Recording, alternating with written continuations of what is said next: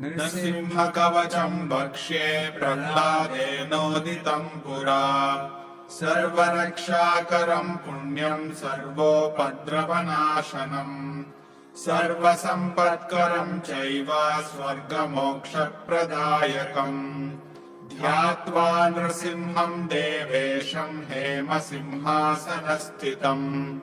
विवृतास्यम् त्रिनयनम् शरदिन्दुसमप्रभम् लक्ष्म्यालिङ्गितवामाङ्गम् विभूतिभिरुपाश्रितम् चतुर्भुजम् कोमलाङ्गम् स्वर्णकुण्डलशोभितम् श्रिया सुशोभितोरस्कम् रत्नकेयूरमुद्रितम् तप्तकाञ्चनसङ्काशम् पीतनिर्मलवाससम् इन्द्रादिसुरमौलिष्टस्फुरन्माणिक्यदीप्तिभिः विराजितपदद्वन्द्वम् शङ्खचक्रादिहेतिभिः गरुत्मता च विनयात् स्तूयमानम् मुदान्वितम् स्वहृत्कमलसंवासम् कृत्वा तु कवचम् पठेत्।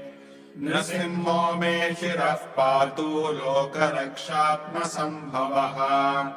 सर्वगोपीस्तम्भवासः पालम् मे रक्षतु ध्वनिम्।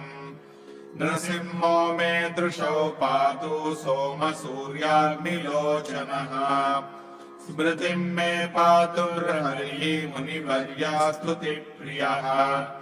नासा मे सिंहनासस्तु मुखम् लक्ष्मीमुखप्रियः सर्वविद्याधिपः पातो नृसिंहो रसनाम् मम। वक्त्रम् पाद्बिन्दुवदनः सदा प्रह्लादवन्दितः नृसिंहः पातु मे कण्ठम् स्कन्धौ भूभरणान्तकृत् दिव्यास्त्रशोभितभुजो नृसिंहः पातु मे भुजौ करो मे देववरदो नृसिंहः पातु सर्वतः हृदयम् योगिसाध्यश्च निवासम् पातु मे हरिः मध्यम् पातु हिरण्याक्षा वक्षः कुक्षिविदारणः नाभिम् मे पातु हरिः स्वनाभि ब्रह्म संस्तुतः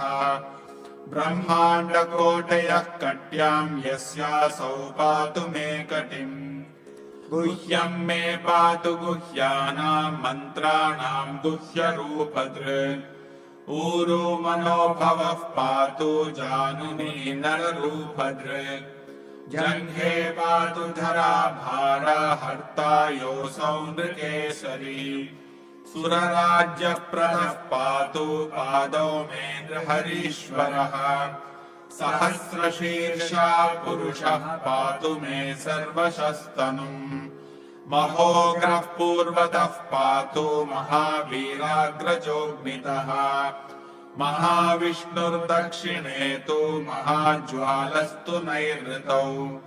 पश्चिमे पातु सर्वेषो दिशि मे सर्वतोमुखः नृसिंहः पातु वायव्याम् सौम्याम् भीषणविग्रहः ईशान्याम् पातु भद्रो मे सर्वमङ्गलदायकः संसारभेदः पातु मृत्योर्मृत्युर्नृकेसरी इदम् नृसिंहकवचम् प्रह्लादमुखमण्डितम् भक्तिमान्यः पठेन् नित्यम् सर्वपापैः प्रमुच्यते पुत्रवान् धनवान् लोके दीर्घायुरुपजायते यम् यम् कामयते कामम् तम् तम् प्राप्नोत्यसंशयम् सर्वत्र जयमाप्नोति सर्वत्र विजयी भवेत्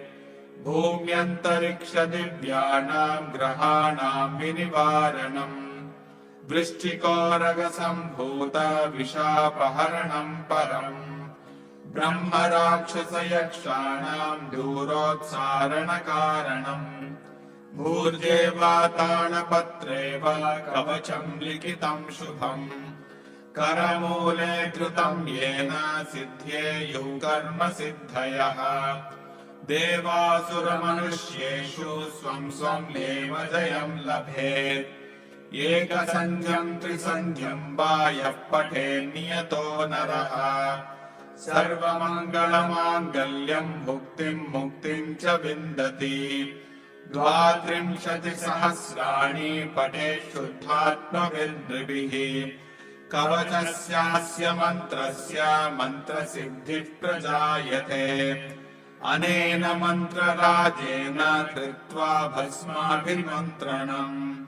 तिलकम् बिभ्र्याद्यस्तु तस्य ग्रहभयम् हरेत् त्रिवारम् जपमानस्तु दत्तम् भार्याभिमन्त्र्य च प्राशयेद्यम् नरम् मन्त्रम् नृसिंहध्यानमाचरेत्